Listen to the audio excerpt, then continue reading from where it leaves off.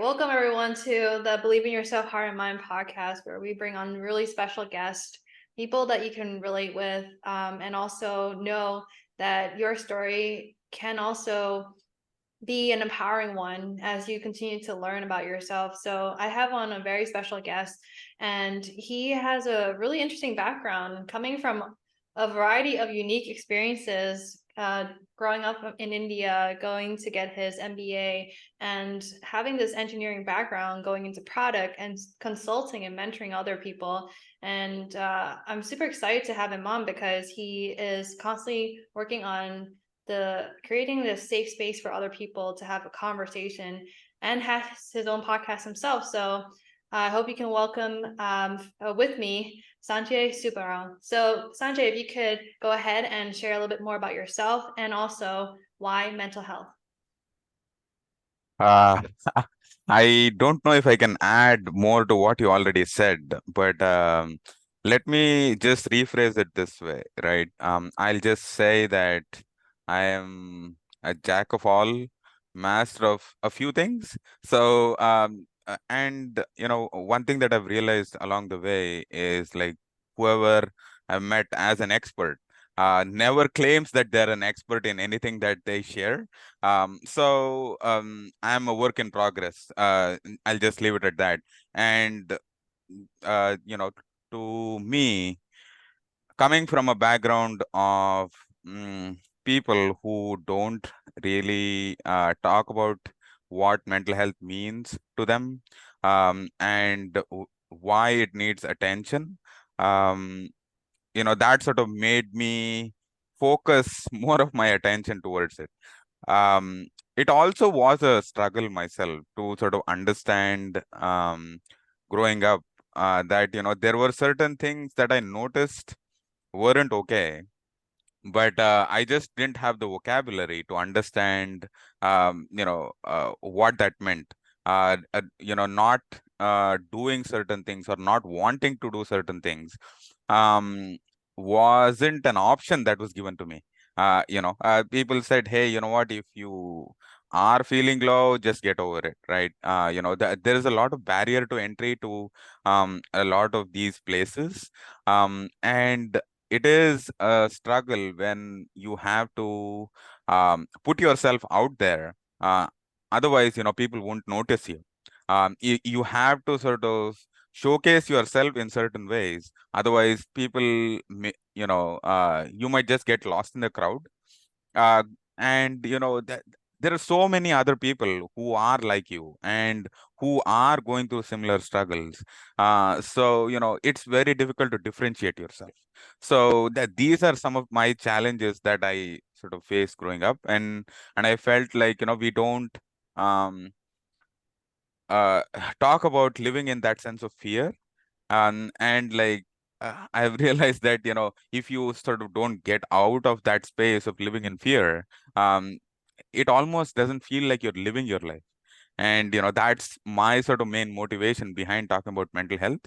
And my hope is to give people that courage and that encouragement to sort of go after some things that they really want, not what other people are telling them to do as well. So So the background around mental health is very vast, and as you were speaking, I was thinking, and I do agree with you in that, um, depending on how we grew up, or culture, or family, or upbringing, however, right? Sometimes there are limited vocabulary to help us express and connect with what we're really feeling. So, can you walk us through how you were able to evolve in your understanding of expression, and how you're able to do that, if there are people in your life, or maybe you read books or something of that sort? I think, people talk about asking for help. But one thing that I've not seen enough attention to is like understanding, for one, what are some things that you need help with, right? To go to the core of it, you also want to understand if certain things aren't working the way they're supposed to, or the way you think they should be. Um, and and then sort of going from there in a step-by-step approach, right? At least to me, for me, this process wasn't linear. So the way I sort of got introduced to learning about mental health was by watching a TV show. It's called In Treatment. So that for me, I love TV shows because like it gave me that sense of illusion of me being one of the characters on the show, or like me identifying with one of the characters on the show. And that's how I sort of understand what it means to be somebody, right? And I feel like a lot of people are sort of living somebody else's lives without realizing that you are living somebody else's lives, right? So and like the first moment I realized in one of those episodes was like, in those conversations there wasn't an indication of what things should be like or what things are supposed to be like. It was more like, okay, what are your thoughts, right? And like those questions people don't ask you in a non-formal sense. It's more on a formal sense, wherein like you are at work and people ask you what your thoughts are, and you have to give them a structured answer to that question. But when it's in a non-formal approach and you're given that freedom to sort of understand and express yourself, um that's when the struggle starts. And I feel like sitting in that sense of silence, sitting in that sense of discomfort, and being present when somebody asks you those questions, that sort of triggered a lot of questions in my mind. And uh, that was just the start of the process, and it's been a long journey, right? Like there are a few things that I've done along with that. I've read a lot of books.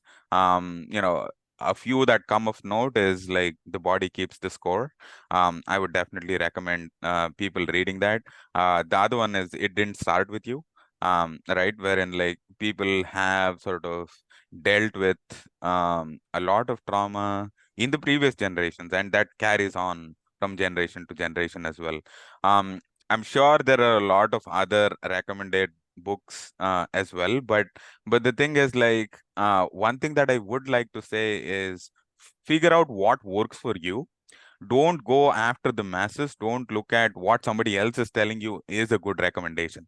Understand what works for you, and using that as a reference, try to build on it as well. So. I love what you just said at the end where you said to find out what works for you. Why are you stressing that or like emphasizing that so much? What led you to think that um we do need to start thinking about what works for us versus always attempting to do what has already been known to quote unquote work, right? Any of your thoughts on that? A lot of thoughts on that. The first thing that sort of struck my mind was like, oh, this is great. Like, I don't have to describe how I look to somebody, because like I usually started off my podcast as a audio podcast, and Mhm. people had to describe themselves saying, oh, you know what, I'm a person of color. I am a first generation immigrant, and, you know, uh, I sort of notice and look at things differently because people look at me differently, right? So that is the first sort of context. The second context is like, majority of what I've read or what research that I've seen in the mental health sort of domain has been predominantly done by Caucasian people, right? And their research populations have been predominantly Caucasian, white, cisgendered male population. And without that diversity, without that inclusion in the research populace, how can we expect that the outcomes are going to be better, right? Um, and considering the number of people that are in the mental health quote unquote domain, psychologists, psychotherapists, researchers, right? A lot of people of color don't have that privilege or that luxury to sort of choose psychology as a viable option for pursuing that as a career, right? For one, there is lack of access. For two, there's lack of awareness. For three, there is a lot of stigma in terms of pursuing such careers as well. So given all of these constraints, it creates a huge barrier to entry to people of color, especially into these domains. But as of today, I feel like the field is getting a little more diverse. But we still have a long way to go. And even today, most of the therapists that are available that I've interacted with are predominantly white, and they don't have exposure to non-white customs, non-white practices, non-white, struggles, right? And my process has been explaining myself, I don't know, over and over again in terms of what are my struggles and why it's a struggle. What are my customs and why I want to follow them? What are my cultures and why is it important for me to maintain those cultures, right? And and the last thing I just wanted to highlight was like vulnerability is a tricky aspect in non-white communities, right? People want you to be vulnerable as long as um, you are not sort of disrespecting your culture, you're not disrespecting your community, because it's just not you who comes into the conversation. It's about who you represent, who you belong to, who you are talking for, right? So one thing that I've definitely appreciated and I've learned more about is being selectively vulnerable, right? Sharing certain things which don't violate the boundaries of the other person that you're sharing this with.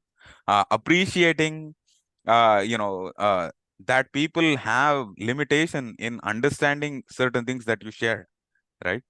And even though you are talking to a therapist at times, I have to sort of understand what are certain things that I am comfortable sharing with that person that, doesn't sort of impact me morally, ethically. And like my other concerns are also in terms of privacy and like the labeling that gets assigned when, you sort of talk about certain things and you don't know how it's going to impact you as an individual going forward as well. So Well, that's you do have a lot of thoughts of really great ones too. And thank you for sharing all that because that's right that um we are still fresh in having conversations and exposing different kinds of cultures and relevance to the community at large because even I think like I'm sure a Caucasian or a white individual could say I still am feeling like I can only relate to certain people and not to everyone, right? Just because you have a certain skin color or racial background or however, right? Doesn't mean you quite understand exactly what that person's going through. And for me, as an example, it's like, yes, I do look Asian, but I don't think I can fully relate to people who are Vietnamese born and raised all their lives there, or people who are fully Americanized. Like I'm kind of like in the between because I immigrated and there is a different story that comes with it. And I also have my own way of handling life that, comes out of experience or pains and traumas and other events. So I think you're right to mention all those things, and thank you for bringing that up. And I wanted to highlight back on the idea of accessibility. I thought that was super interesting because today we have a lot of people going to college or at least looking online for information on psychology. Why did you say that there are accessibility issues to this day? What does that mean? I think it's a very good question in terms of what does access mean, right? So I feel like growing up back in India, like the only options that were given to me in terms of career choices was either becoming a doctor or an engineer, right? Nobody asked me or nobody told me that there is an alternative, right? Could become a lawyer, you could become an actor, you could become, I don't know, a therapist, right?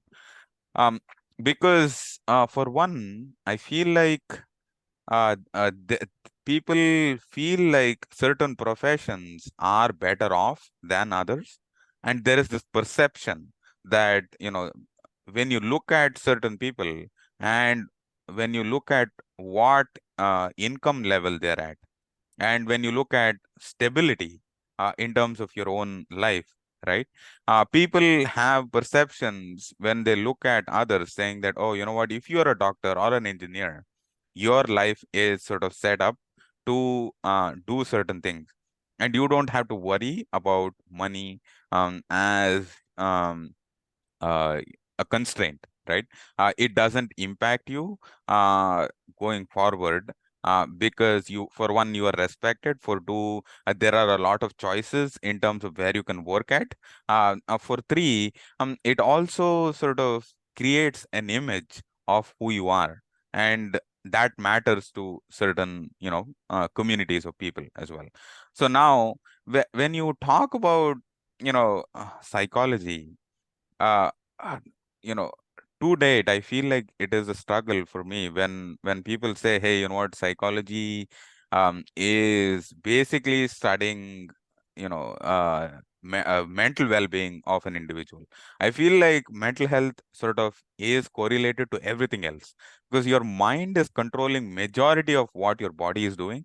And we have sort of cornered it to say, hey, you know what, psychology is just, things going on in the mind, and only people who are struggling with certain aspects are allowed to talk about it, are allowed to sort of seek help, are allowed to, do, I don't know, research, on those topics, because like they've had personal experience either in terms of their family or in terms of the things that they're exposed to. So that's the reason why they're motivated in terms of, figuring out how to sort of make things better, right?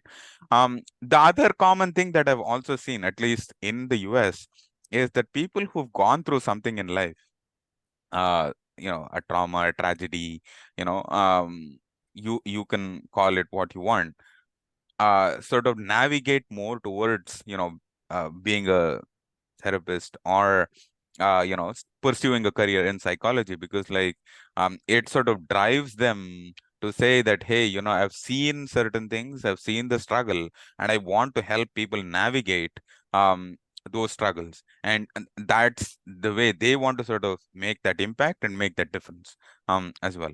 um and the final thing is like, the way people sort of grow up, wherein like people have struggled in terms of not having enough food to eat, not having a roof over their head.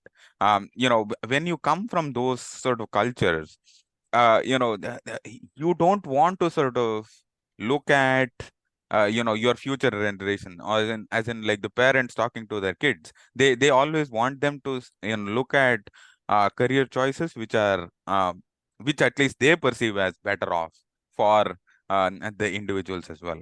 So these are some factors which mold the way they look at career choices, and in ways it sort of shields the younger generation from going after these careers as potential career opportunities as well. Got it. So it's more of like the conversations that kids or, growing up, you hear or you're surrounded by that kind of shapes and mold like what you believe as your possible future. And so it sounds to me like from all the work that you're doing today and all the things that you experienced before, you've done a lot of questioning and you've done a lot of exposure to different avenues and still kind of figuring out like your voice in a sense, because there have been a lot of people telling you who you actually are, and now you're kind of breaking away from all of that and saying, no, this is who I am, and I identify myself with this, and so on and so forth. So could you walk us through how you're able to unpack so much of like that voice that wasn't yours to learning what is yours? I think, I'd be lying if I said I unpacked it all, right? Um, I think one thing that I have realized along the journey is that I want to appreciate where I am at in the moment. Um, Now, I want to allocate and dedicate certain times in the day for reflection. There are times in the day where I want to focus on the future.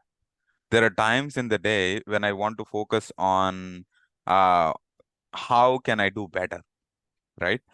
So initially, when I started off, uh, the best way I can sort of voice some of my struggles wasn't writing, because like people say journaling helps people, but it doesn't work for me. There are a few reasons why.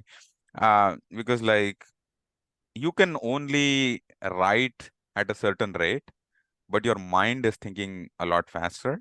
So for me, recording my own voice has helped.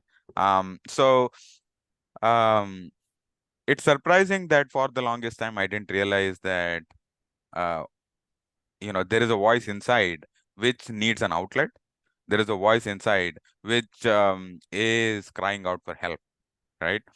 But the thing is like to go back to the earlier point where I was saying, understanding what help means, understanding how to get that help, and understanding how you can get better at even asking for help takes time.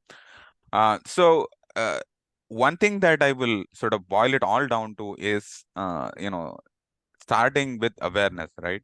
So people talk about mental health and they say, hey, you know what? Um, you want to do this, you want to do that, and like you want to set up certain things ready for you that is available when you are struggling. But the thing is like along the way, one thing that I've realized is there are certain signs for me which show up when I reach my mental capacity, which says, "Hey, you know what? You can't do it anymore. It's just too much. It's overwhelming, right?" So, I think my advice to people is to ask them to figure out how or when you get to that stage. Maybe realize when you're at 80% capacity, rather than getting to 100% capacity and realizing, oh man, like I'm just shutting down. Realize when you get to 80% capacity, and then say, hey, okay, you know what? I'm seeing the signs already. Let me start doing certain things which are comforting for me. Mm. And I heard this from somebody else, wherein like, people develop what's known as a mental health toolkit. And these are things which just make you smile, right? And one thing that I've realized with all the struggle is like humor is very important. The need to smile is very important. So like figure out what are those things that make you smile, right? And don't go like overboard in terms of trying to do certain things to feel that sense of joy. I found joy in the simplest of things, right? It could just be going out for a walk, right, in your own neighborhood, right? And just breathing in, right, all the fresh air and sort of letting go of that, um, the stress, the anxiety. There are a lot of simple breathing techniques, right, that you can use to sort of make yourself uh, at least be able to notice your breathing pattern, right? Like one thing that I've definitely realized is when I'm anxious, my breathing is labored. It's not in the same sort of consistency when I'm in a calmer, more serene sort of atmosphere. And ultimately, the last thing I'd say is that don't expect answers immediately, right? One thing that I read that was very beautiful was like it's taken you years to fall into, you know, the routines and things that you're doing that comfort you uh, for a while now. And it's going to take you some time to get out of those routines as well and find newer ways of comforting yourself. So, be patient, be self-compassionate, and, give it some time as well. So, Yeah. So what I'm hearing is a lot of the work that you did were mostly internal and self-reflective, learning what works for you, what doesn't work for you, and not trying to force things to that doesn't work for you to work. Like journaling, right? Because I know there's a lot of emphasis around like, hey, if you go on the website and self-help tips and stuff like that, journaling is going to be one of those top 10 or so activities. And I have done journaling as well. And sometimes I do it, sometimes I don't. But the point here is that like everyone's going to see journaling maybe a bit differently. And that's okay too. And that's good because you want to learn how you process best and how you unpack whatever you're going through. So one, you could heal. Two, you could connect with yourself. Three, you could listen to like who you really are, your voice. And I think that's really the focus here is how do you know which one's yours and which one isn't, right? And it's going to take some time. And I love that you're being very intentional about your day of like, hey, this is going to be about the future. It's going to be about like reflecting about like how am I feeling, what's going on, things like that. And I think those are really good intentional combinations throughout the day. And I think if we learn how to use our day wisely, we'll learn how to live wisely. And then, like you were saying, we can also work towards defining how we want to live our life um, that isn't, where we're not putting ourselves in a box. You say, like, of this is my routine, it has to be this routine, it's the only way, right? Because if there is a better way, we might as well learn it and see how it works for us. Yeah, so um, let's see, I was thinking there was a part about what you were saying in regards to working with yourself. And I there were so many thoughts that I had, but like one of it in particular was around the fact that you're you're doing all this work to really hear yourself, and you're able to acknowledge where you are, and you going back to the idea of like watching TV shows and seeing how others are talking and developing and how you're thinking. um, how have you essentially molded yourself in the last few years that you've been working on self-development, right? That now works for you, and how are you continuing to evolve as you move forward? yeah, that's an interesting question. So, one thing that I realize is what are my patterns, right? I'm looking at what happens, what I perceive happens, what I think happened, and then, how do I internalize what happened? What do I do when I sort of internalize it, and how it impacts, my sort of, I don't know, rest of the day, rest of the week. Um, and what can I take back from the whole sort of cycle, right? Um, so uh, it is a struggle because, like, there are no guidelines as to how to sort of go forward. And this is something that I tell people often.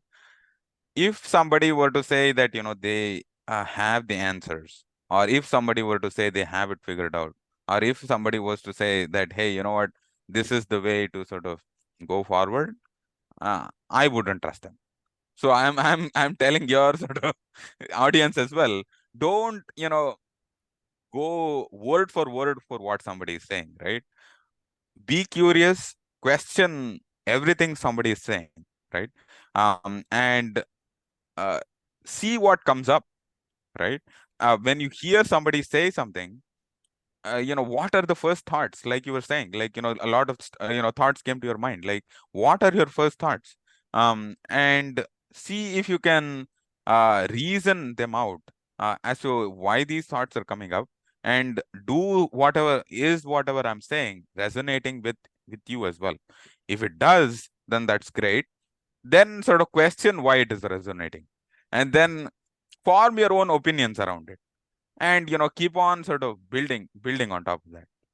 Now, the second thing that I wanted to mention is that when I sort of look at uh, things that happen, at least in the past, it's been like I try to find a logical explanation of why certain things work out that way. And it's very hard because sometimes you realize there is no logic to why certain things work that way. But unfortunately, the mind works that way. It'll keep taking you back to that point where, things, I don't know, at least according to your mind, things went wrong, right? Till it can find a good enough explanation of why certain things happened a certain way, it'll keep taking you back there.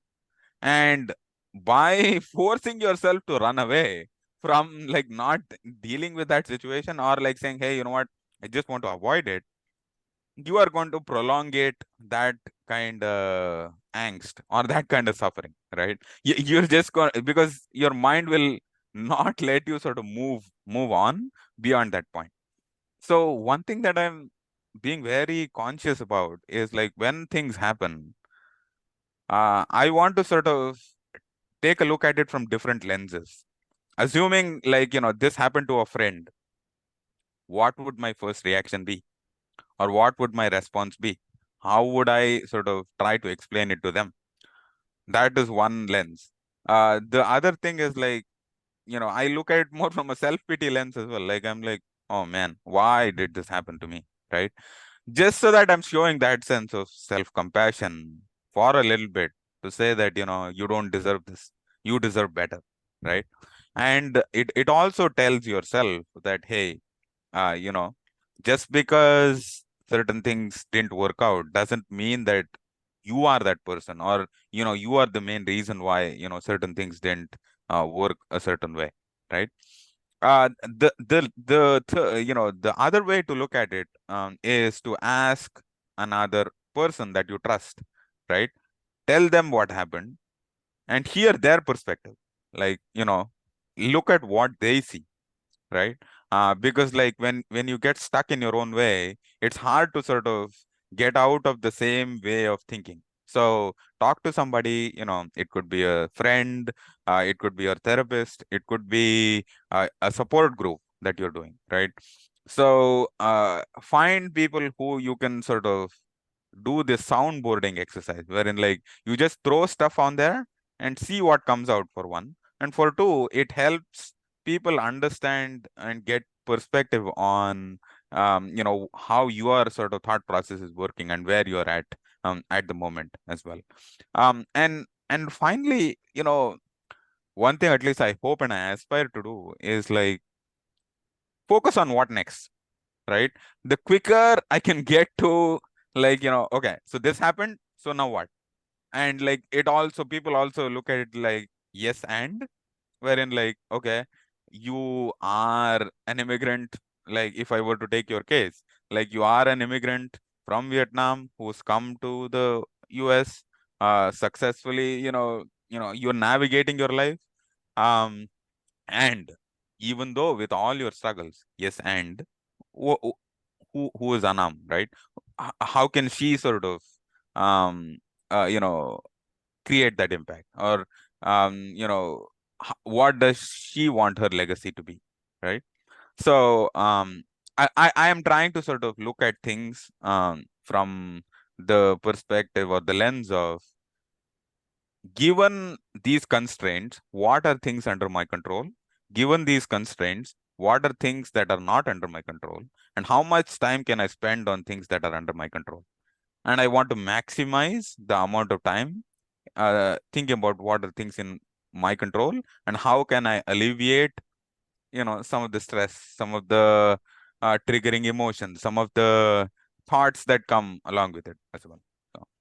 Yeah, and it's interesting because I'm listening to you and I can already see that you're coming from a very logical standpoint, but then a very creative space as well. Of like, yes, I know I can either do this or this, like you're very logical, but then it's also like, but how can I go about it in a way that makes me happy or like that will allow more of me, right? So it's like there's a creative aspect of like being curious, as you were saying, of learning more about yourself, learn more about others and the world around you, instead of feeling like this is the only picture that I've ever come across and that's it. So I appreciate the way you said yes and right, because we've heard even like in companies, industries, or people who do coaching, like we'll talk and mentor others to say that um, when you use certain words at the end, it can highlight how you go about completing that sentence or thought, right? Using but versus and it can give you another way of like being creative, but kind of stops everything in the midst of it, right? Or like make you feel more defensive. So I wanted to kind of pivot a little bit because a lot of things that you mentioned were so close to home, like the individual to like what is the closest trusting person next to you can talk to, or maybe the book that you can read about things like that. But what if you're in a company setting or a space where things are constantly bustling, right? How do you create that quote unquote safe space for yourself, or like learn how to be compassionate while things are constantly moving and you're also um it's just the last stimuli, isn't that the case, right? And you're constantly working yourself and you still have to learn more. So what are your thoughts on how to navigate that kind of setting? So, you know, abstraction is what comes to mind. We are very good at um, learning things quicker when we abstract certain things. So, and we do that all the time. Like, what I mean by that is like, given any place that you're in, try to limit the number of interactions, limit the number of um, uh, inputs or stimuli that you're getting during the time that you're working at, right? So people do it in different ways. Like, you have dedicated meeting hours, right? You have dedicated personal working time. You have certain time where either you're saying, hey, you know what, this is my routine, and you're working on fitness, in terms of it could be mental fitness and physical fitness, right? Mental fitness could be doing some breathing exercises, could be meditation, right? For me, sitting down and meditating is hard. So, what works for me is walking meditation, wherein, like, I can walk around and just focus on my breath. And, that is from a mental fitness standpoint. From a physical fitness standpoint, I look at running around, right? I don't like run for the need of it. I run because, like, I want to sort of see things around me as well. Some days I don't feel like running. It could be a fast walk, right? Some days I don't like to do that either. Then I go for a swim, right? So find creative ways of, like, being active as well. um that is one thing that I wanted to say. The other thing is, like, um find ways of creating outlets for yourself when you feel like you're getting overstimulated. uh you know Splash yourself with cold water, right? Like, go, if you have the luxury, if you have the privilege, go find a cold shower, get into a cold shower, and then get out, right? So find your routines, and figure out what works for you, and keep track of what are certain things that you're doing. The last thing I wanted to mention is, like, keep a folder of every time somebody appreciates you. Take a picture, put it into the folder, and, like, the next time you're feeling overwhelmed, or you're feeling that sense of, like, imposter syndrome, that you can do something, just go and look into that. And in order to make yourself feel like you're still capable of doing certain things. You need uh, positive affirmations. You need that sense of belief that, hey, I want to look at my past and see some of the things that I've done. And I know the situation isn't the same, but um know how to handle myself in these situations, right? And every time you go through a tricky situation and you come out, um, all comes out. This is another sort of value add into your bucket as well to say, hey, you know what? I didn't have enough information. I was struggling, and I still, came out all trumps. And if, for some reason things don't work out, here's your time for more self-reflection, right? To say that what are some things that I wanted to do but couldn't do, and what are the reasons why? Can I sort of dig deeper? Because like everybody talks a lot about, success and failure, and I don't want to reinvent the wheel from that standpoint, but what I'm saying is like you learn a lot more from your failures than from the success, because uh in failure you for one, it's harder. For two, uh, you know you want to understand how to get better, and the motivation is higher. If you already succeeded, then you need to find the next bigger challenge, right? If you didn't, then the motivation is to find ways where you can improve to get to where you want to be, right? So those are some things that I do. And the last thing is like, um, find yourself a support system of sorts, right? Like, there are going to be cases when none of these things might work. So finding a supportive ear, it could be a coworker who doesn't like work in the same department as you, right? Or it could be a friend, it could be your own family, right? Find somebody who will listen to you without judgment, without making assumptions, and who will be that supportive uh, you know uh, space where you can sort of vent and ask for feedback when you want as well. So, Yeah, I love that you're just allowing us to be ourselves. Because sometimes, the idea of like, oh, I have to be kind all the time, or like be a certain front, like look a certain way all the time, and that's supposed to be good, right? And acceptable or professional or however. But what you're saying is that keep you give yourself some room to not be okay and find the right either individuals to have that one-on-one with, or maybe allow yourself to have that quiet space or time, like you were saying, exercising. Because if you can't do it during work, find time, in the morning, afternoon, or evening, or however, right? That is your time, because then you're allowing um, you to develop and grow, and I think give a lot of really helpful um, like a really inspiring part of yourself to others, so that they too can then continue that work for themselves, and always have to feel like you're being too much, or like you're uneasy and you don't know how to express yourself. Like as you're working on yourself, you're creating a better version of yourself for those around you and for yourself as you're moving throughout your day. So thank you so much for that. And I'm gonna probably just wrap up here, but I wanted to ask you the final question of who or what inspires you? um I think,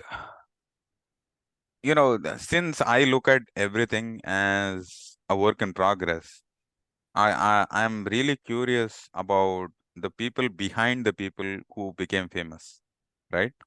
I want to find those people, the people who never get mentioned, right? the people who never, get to voice their opinion, right? And my hope is I get to interact with more such people. And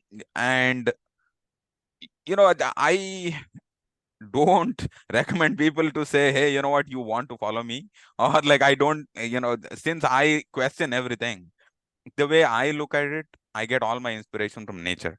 Like I do hiking, I'll do, backpacking. I try to spend as much time in nature, because like nature has more answers than, what we can come up in any engineering book or any material that we read, right? Um, so for me to deconstruct anything, I just look at how nature is solving the problems, and um, see how I can extrapolate that to some of the problems that I am trying to solve, right? Um, and the other problem that I see with naming names is that there are going to be some people that you're going to name, that other you're going to forget somebody at some point in time. So for me, pick who you want to sort of I don't know, emulate, and try to see what you can take away from them, and you don't necessarily have to pick one person to feel inspired about. There's something inspiring about everybody. There's something inspiring about you, Anam. And understand that you can create that sense of energy in by doing certain things, right? By just doing this conversation, you are creating so much impact, right? So I'm not being an individual saying that everything revolves around you, but I'm also saying that rather than focusing on individuals, let's focus on the ecosystem, right? Because the ecosystem, for everything to function the way it is, for me to be here, so many things are working. Zoom is working, right? I have internet, right? I have a roof over my head. The weather is great, right? There's so many things I need to be sort of thankful about. And that's why I look at nature, because nature is providing the space for us to be able to do these things. And my hope is to inspire more people to look at nature, to be more curious, and learn on how you can do better. So That's beautiful. Thank you for sharing that. um And yeah, oh, just wanted to, yeah, I mean, like, since I don't want to lose a moment of advertising the podcast that I'm doing as well.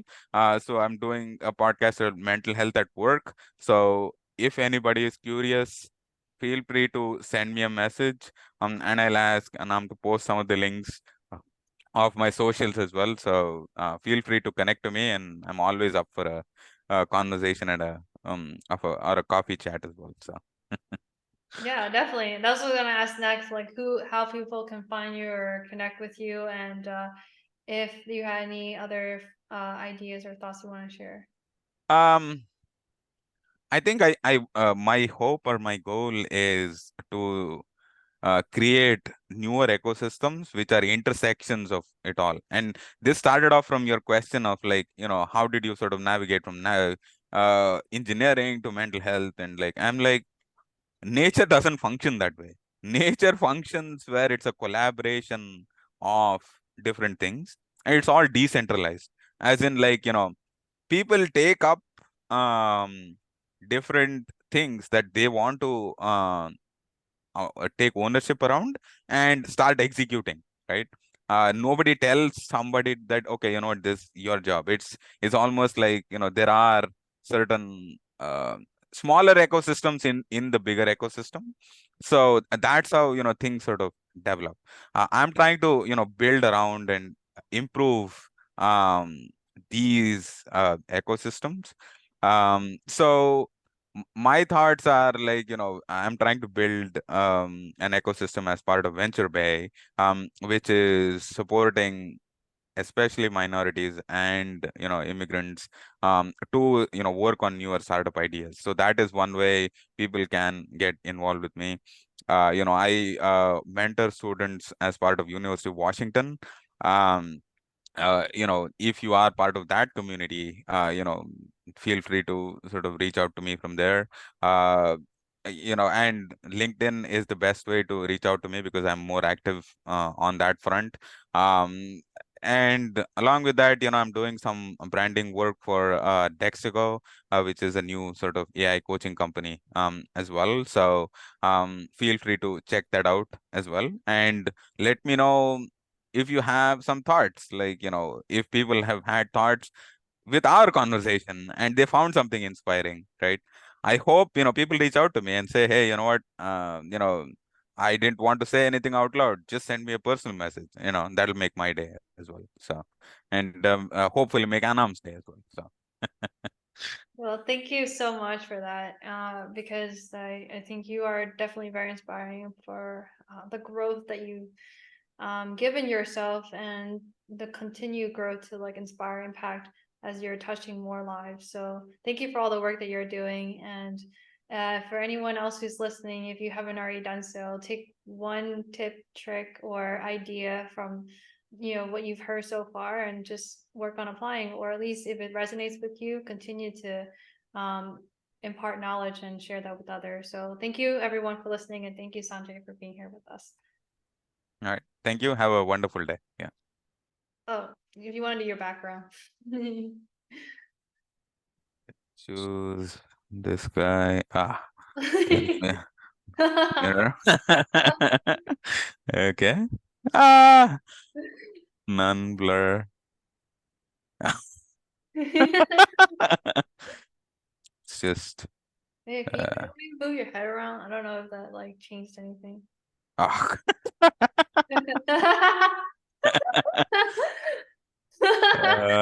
man. Took over. I'll just leave it as blur.